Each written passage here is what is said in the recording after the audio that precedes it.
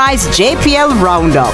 We'll keep the energy going with the Rebel Salute crew. Tune in for the inside scoop on this year's staging. Then Yendi and IT take to the weekend with a dance party in Feel Fit Friday. You've never seen a sunrise quite like this. You can open a Sagicor Bank savings account from anywhere. Go online and open yours today. The time by Sagicor Bank is 7 o'clock. CVM News at 7 Headlines Thursday. Brought to you by Guardian Life. Live secure. Live easy.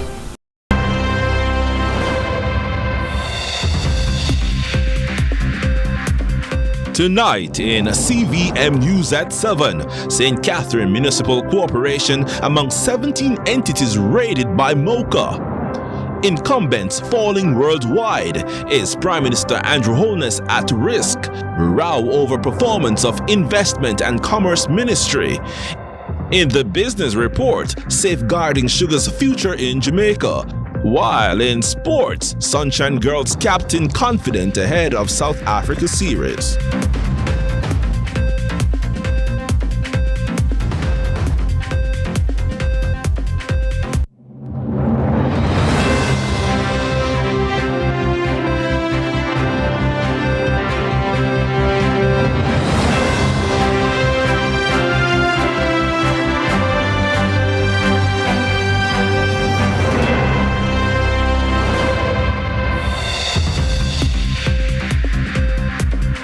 From Kingston, Jamaica, this is CVM News at 7. I'm Nika Lewis. It's Thursday, January 9, 2025. Thank you so much for joining us. Authorities are cracking down on alleged corruption in a coordinated operation spanning 3 parishes. Early morning raids led by MOCA with support from police and JDF soldiers targeted multiple locations on Thursday, including the St. Catherine Municipal Corporation. Shante McNeil has our lead story. A dawn operation by the Major Organized Crime and Anti-Corruption Agency, MOCA, backed by the Financial Investigations Division, FID, police, and soldiers, targeted 17 locations across Kingston, St. Andrew, and Westmoreland on Thursday. Among the hotspots, the St. Catherine Municipal Corporation. According to MOCA's Communications Director, Major Basil Jarrett, the operation zeroed in on employees of the municipality and their associates. We're here at the St. Catherine Municipal Corporation to execute a number of search warrants as part of an investigation into allegations of misconduct at the SCMC. We went to a number of locations this morning, 17 to be exact. Those locations are homes, residences, or locations affiliated to persons employed here at the St. Catherine Municipal Corporation. Following on from those operations, we're now here to continue that. As I said earlier, this is a major investigation that has been ongoing for some time. While no arrest or details of seized items have been confirmed, Major Jarrett shared the main purpose of the raids. The operations this morning were really intended to execute those search warrants, but obviously, if in the conduct of those operations we discover persons with illegal material, certainly we would proceed to arrest them. But at this moment, there are no planned arrests. Obviously, that could change in the coming days based on the outcome of the operations this morning. There has since been allegations that the raids are tied to corruption within the municipality, but Jarrett explained that the investigations are still ongoing and he will provide updates as they become available. Shante McNeil, CVM News. Fresh from his tour of East Rural St. Andrew, People's National Party President Mark Golding commanded attention in Manchester on a tour yesterday as the party oils its political machinery. The party lost 2 of the 3 seats it held in the parish prior to the 2020 general elections. Golding condemned the Prime Minister for his response to the anti-corruption framework while reacting to crime control under the JLP. Tackling myriad issues in the Central Parish in this an election year, PNP President Mark Golding spared time to address matters he deemed of international importance. At the moment, I'd say the Prime Minister's challenge to the Integrity Commission Act and to the section of the Corruption Prevention Act that deals with the offence of illicit enrichment represent a clear and present danger to Jamaica's democratic system and the anti-corruption fight that the whole society is engaged in. I think it's absolutely shocking and appalling that a Prime Minister of Jamaica could be seeking to dismantle the anti-corruption framework of the country just because he is under investigation for the offence of illicit enrichment. So that is a very serious matter for Jamaica, both domestically and internationally. Golding, whose supporters have been hailing him as the next Prime Minister, shared hopes around the next general elections. Generally speaking, we are in favour of participatory democracy, and we want to see local government raised to a new level so that the people are well represented at the local level as well. And of course, going into a general election, we want to ensure that there's free and fair elections, absent from any intimidation, any bribery or other electoral malpractices, and let the people's wishes prevail. That's very important, and we are very confident that the people want to see a change to get rid of this government, which is not serving the nation's purposes, is not leading Jamaica with integrity, and bring in a government of Mark Jefferson Golding and the People's National Party. Meeting and greeting his candidates across Manchester, Golding also reacted to the government's handling of crime and national security, pointing fingers at the minister for perceived failings. Where we are today, we're always grateful to see an improvement, and there has been a marginal improvement this year over last year. But when you look at the 9 years of the Jamaica Labour Party, its record in national security is appalling. They inherited a situation where the rate of murders in the country had been reduced for the 4 years under the PNP, and there was an immediate spike after they came into power, and the murders were 25% above where they had inherited them. Over 200 people more being killed each year. And they tried to use what we regard as unconstitutional methods, the states of emergency, a proliferation of states of emergency never seen before in Jamaica, and that matter is now before the court. What we have been saying all along is that proper policing, the use of intelligence, and using the anti-gang framework that we passed effectively is the way to go to tackle the more serious criminals in the country. A model Golding says the current commissioner has seemingly bought into. As he met with Jamaicans of varying ilk, he advocated a PNP win, reminding a government under his leadership will be a catalyst for change. Meantime, PNP candidate for North East Manchester Valentin Wint says the constituency is ready for a PNP administration. It goes without saying that North East Manchester is ready, fully ready for the People's National Party. I have the blueprint to change North East Manchester. I am the change maker. We will make changes all across North East Manchester. This market, for instance, we will make this a good place, a clean, viable place for our hiddlers to peddle their wares. You know, we have so much work to be done here in North East Manchester. We want to make Christiana a town that others would want to come to do business in. We want to meet the standards by which other towns are judged. So as we go forward, lots of work to be done. But first, let us go into the elections with all we have got, because we have to take this for the people of North East Manchester and for the people of Jamaica. Well, around the world, a wave of dissatisfaction has been sweeping away incumbent governments. Rejections at the ballot box have led to administrations losing power in major democracies, signaling frustration within the electorate in the post-COVID-19 era. With Jamaica on the brink of a general election, questions are being raised about the Holness administration and whether it may be the latest victim of the turning tide.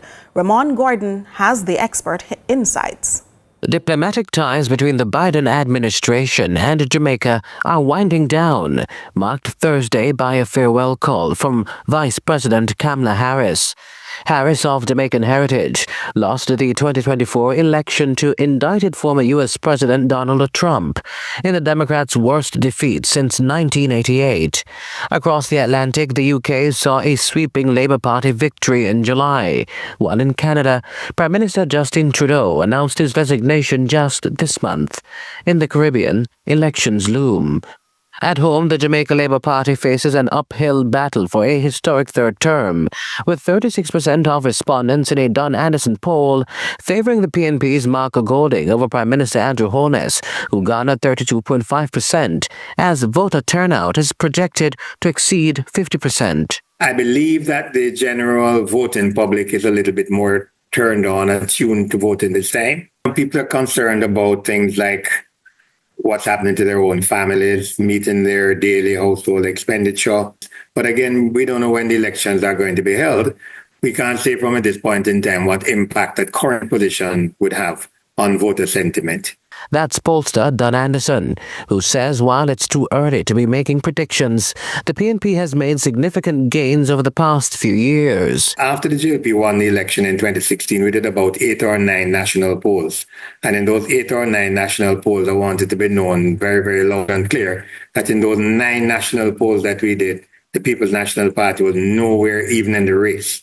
But between beginning of 23 and during 24, we found a narrowing of that gap so that in about 3 polls that we did during 2024, the People's National Party were again in the race. Political commentator Lloyd B. Smith is theorizing that the government's declining popularity may be linked to a trust deficit in Prime Minister Andrew Holness. One suspects that it has to do with the continuing kerfuffle between himself and the Integrity Commission. According to Smith, the Prime Minister's court case against the Integrity Commission has dealt a mortal blow to his political persona, which the government will likely try to amend in the weeks ahead. Part of the problem with the JLP is that there has been too much dependence on the Brogard factor. The fact that the sheen no longer is on the clerks, it may well mean that the JLP could be in a lot of trouble.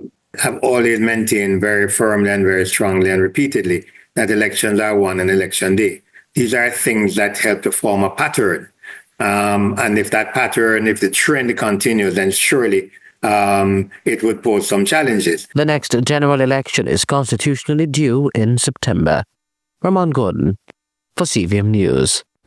You're watching CVM News at 7. Stay with us after this break.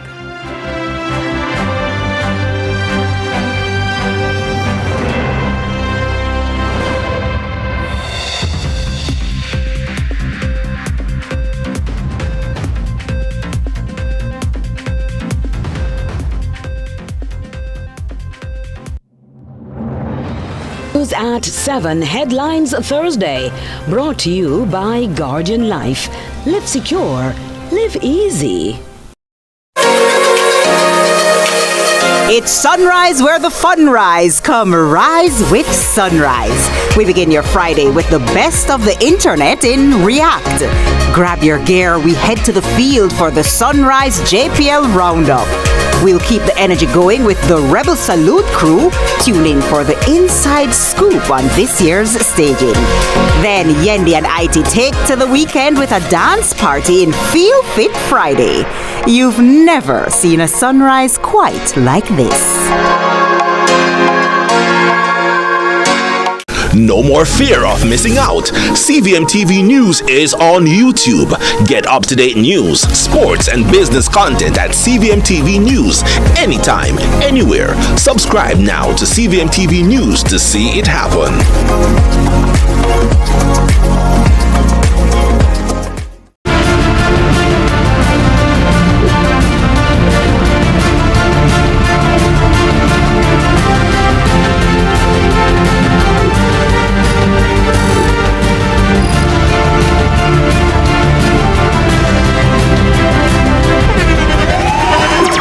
The internationally acclaimed On Stage with Winfred Williams. At a new time, Saturdays at 8 p.m. on CVM TV. So much more than entertainment.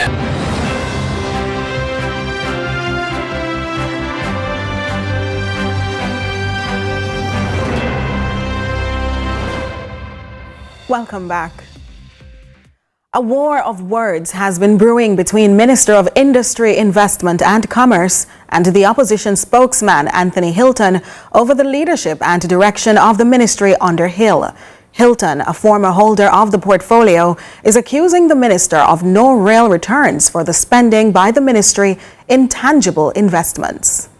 To kick off the new year, Minister of Industry, Investment and Commerce and his opposition spokesperson counterpart have been trading barbs over the stewardship of the Investments Ministry by Minister Hill, while Hill accused Hilton of failed legacy projects during his time at the helm of the ministry during the Simpson-Miller administration.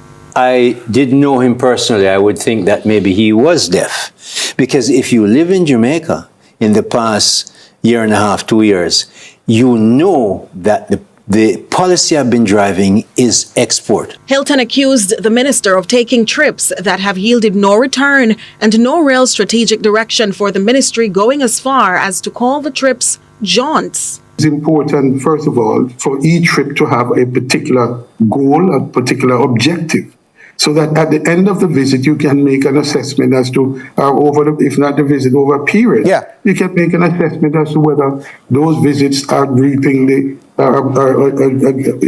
the goal of meeting the objective. But the minister would have none of it, responding by counterattacking Hilton for his own stewardship of the ministry, citing the failure of the Hilton-led ministry to deliver on the logistics hub investment announced by the then PNP administration. When this came out in the Sunday paper, one of the persons, a business person who went with him to South Africa, said to me, came and see me. I didn't know who, I didn't know him as going. He came to see me and said, look, I was in South Africa with him. We went and we couldn't find Minister Hilton. We were business people. He wasn't there with us. We don't know where he went. However, Hilton has accused the minister of using semantics and pussyfooting around the critical issues surrounding his stewardship of the ministry. In a sharply worded statement, Hilton criticized the minister for failing to engage substantively with concerns about the ministry's performance, with demands from the minister to answer some critical questions. The opposition demanded the following answers from Minister Hill: a breakdown of taxpayer costs for his overseas trips and the economic returns from these missions, the specific policies and strategies implemented to stimulate exports, aside from the trips, assisting the MSME sector, addressing growth constraints and improving FDIs. Fourthly, what specific investments into the special economic zone regime was made? And fifth, the role of JAMPRO, which is the agency tasked with the responsibility of marketing Jamaica for investment and for positioning Jamaican businesses and products in international marketplaces. Hill dismissed these questions and accused Hilton of seeking relevance and lauded the achievements and the confidence of the Jamaican business people in his leadership of the ministry, and said that he has been pushing exports as the marquee policy priority of the ministry. Setting New Year resolutions is not only a personal practice. In fact, it's also done on larger scales. One municipality is setting things straight at the start of the year with plans to keep its towns clean as they await historic celebrations. Here's more from Trisha Gay Kelly. Trelawney's first municipal corporation meeting of the year was more of an outline of things to come as Falmouth Mayor Colin Gager listed the areas of focus for his corporation in 2025. The mayor highlighted the urgency of addressing various issues in the parish as they prepare for significant events in coming months. First up, vending. We will be taking a more robust approach to ridding Watersphere of illegal vendors. And remember, I say illegal because this year is the year, early this year will be the installation of Usain Bolt's statue. But Mayor Gager says there are many additional arrangements for Trelawney in 2025, as the municipality will also be focusing on improved garbage collection following meetings with the National Solid Waste Management Authority, NSWMA. We will be making some changes to the way garbage is collected in the town. We'll be looking at some of those persons who have been discarding of their waste by the roadside or on land available where we have the bypass roads. those will be targeted approach. Merely months ago, the municipality was faced with the issue of pollution as vendors and their customers were littering an empty plot with unwanted goods and rubbish. This developed into a bigger project for the NSWMA, which solicited heavy equipment to clear the area. With both topics now on the table, the mayor says there are special plans for garbage collection in the market. We will be making some special arrangement for the market. We want to go back to the twice per week collection. We want to make sure that NSWMA keep their part of the bargain. We will be keeping our part of the bargain. It seems the parish will be in spring cleaning mode as it makes way towards the eventful months ahead. Trisha Gay Kelly, CVM News. Stay with us for so much more after this break.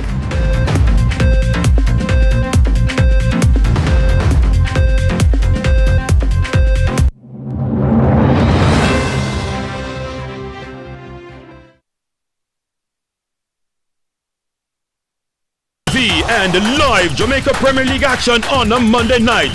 A match made in heaven. We call it Monday Match Night. Catch all the hard-pounding JPL Monday night action from now until the end of the season on CVM TV's Monday Match Night. Matchday Mondays at 7:45 p.m. with a rebroadcast Tuesdays at 10 a.m. Nothing else can quite match up. Monday Match Night, powered by Sunshine Snacks and ABC Electrical. Our days get a little complex sometimes. Often so many things make sense, yet so many do not. We are being intentional about giving prominence to the big stories in order to clarify and enlighten. Lead Story explains who, what, when, where, why, and how. Lead Story with George Davis, weekdays at 6:30 p.m. on CVM TV.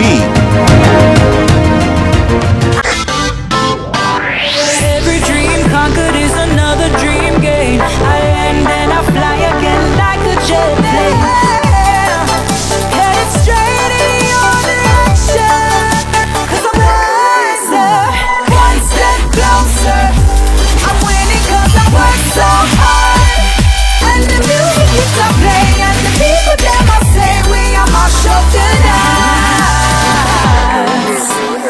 Oh, what a feeling, don't stop dreaming. Keep on believing in the power of the feeling. Whatever you want, take a chance. Song in your heart, step in your dance. You got a spark, don't fit the dark, shine your lights on.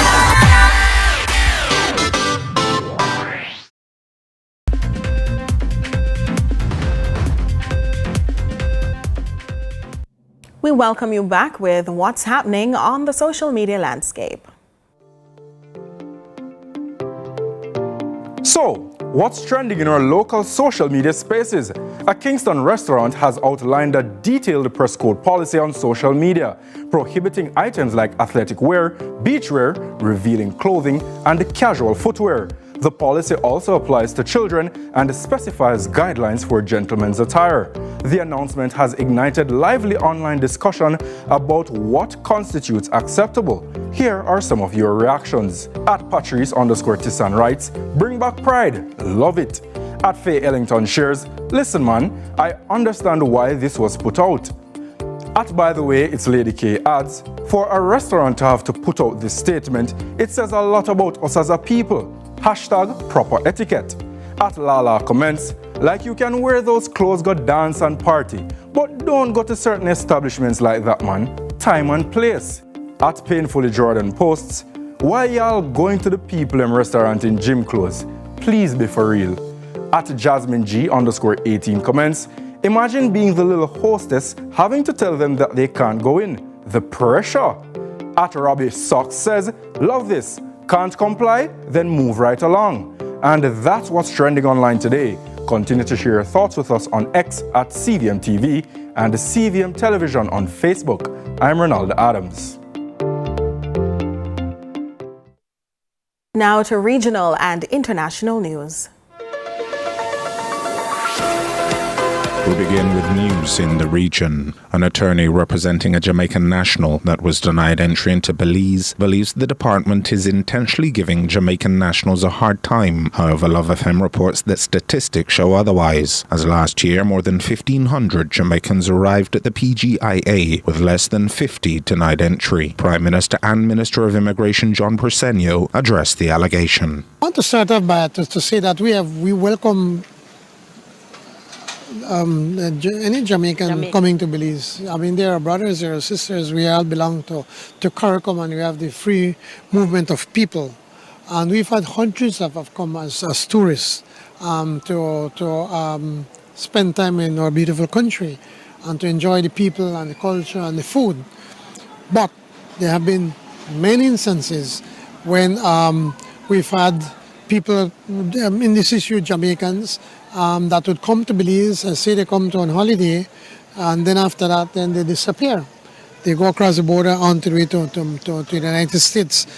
We have a responsibility to ensure that that is kept to a minimum, and it's unfortunate that based on what was presented to the department or to the officers, they felt that that he would not meet the criteria of having enough funds and to have the hotel or where is it that he was going to stay, and it is based on that decision was made. The next step in Barbados building resilience to combating cybercrimes is to establish a Ministry of Cybersecurity separate and apart from science and technology, the call from President of the Cyber Doctor, Dr. Stephen Boyce, who is part of an international cybersecurity team on island for the inaugural Caribbean Digital Forensics and Cybersecurity Summit 2025. That report from CBC News Barbados. Recommendation in separating the conversation from law enforcement use of technology like digital forensics from investigating and responding to cybersecurity incidents. Oftentimes we convolute and mix the two, unfortunately, and it leads to confusion both internally and externally. They both require their own separate investment in not only people, processes, but also technology. In addition to that, and we'll get some laughs in the room here, creating a Ministry of Cybersecurity whose role would be educating the public, working with the private sector, and protecting and defending Barbados' critical infrastructure. And in international news, a new fire is burning in the Los Angeles area and mandatory evacuation orders are in place on Hollywood. At least 5 people have been killed in multiple wildfires across LA. Tens of thousands of people have fled their homes. US President Joe Biden has offered federal assistance and the National Guard has been deployed. Officials say the situation is one of the worst Los Angeles has ever experienced. More from Al Jazeera. The exact number of houses, historic sites, local landmarks and places of worship destroyed is not yet known, but the toll is expected to be heartbreakingly large. Last night was one of the most devastating and terrifying nights that we've seen in any part of our city at any part of our history.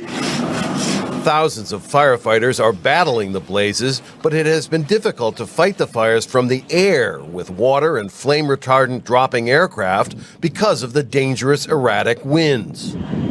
President Joe Biden promised federal aid. We're prepared to do anything and everything as long as it takes to contain these fires and help reconstruct them. Firefighting crews from Arizona, Nevada, Washington, and Oregon are racing to assist California, hoping to avert an even bigger disaster. And that's it for regional and international news.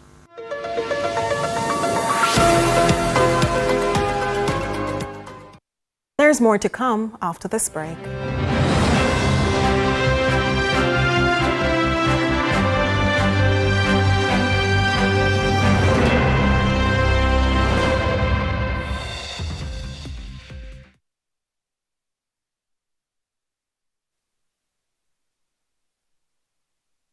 You know all the people in your business.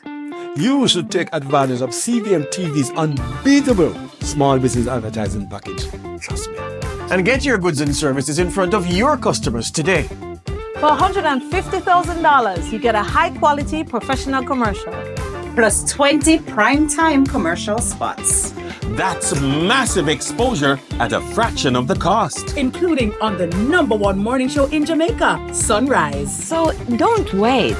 Call us on 658-208-5377 and see your business goals happen right here on CVM Television.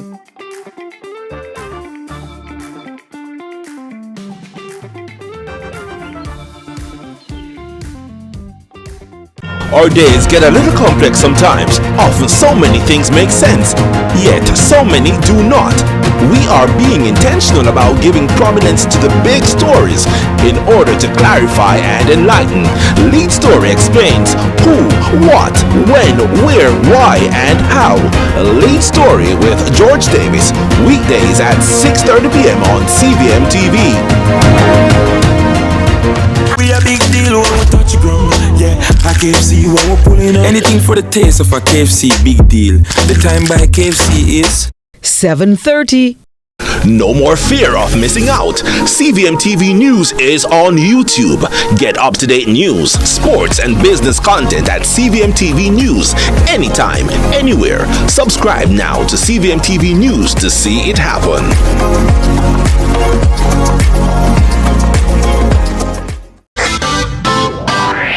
Every dream conquered is another dream gained. I land and I fly again like a jet plane. Headed straight in your direction, 'cause I'm wiser, one step closer. I'm winning 'cause I work so hard. And the music keeps on playing, and the people them I say we are my show tonight. Oh, what a feeling! Don't stop dreaming. Keep on believing in the power of the feeling. Whatever you want, take a chance. Song in your heart, step in your dance. You got a spark, don't put it down. Shine your lights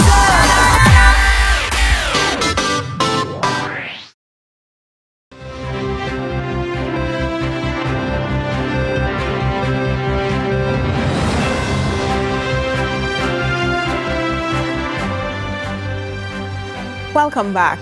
Now to the business report with Joel Crosskill.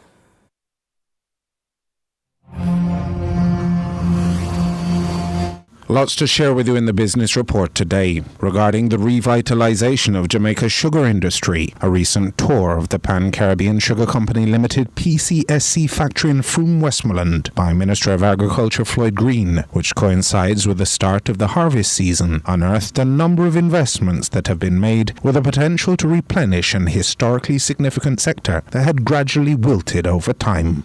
Farmers and manufacturers are now seeing the highest prices of sugar that they have seen in decades, right?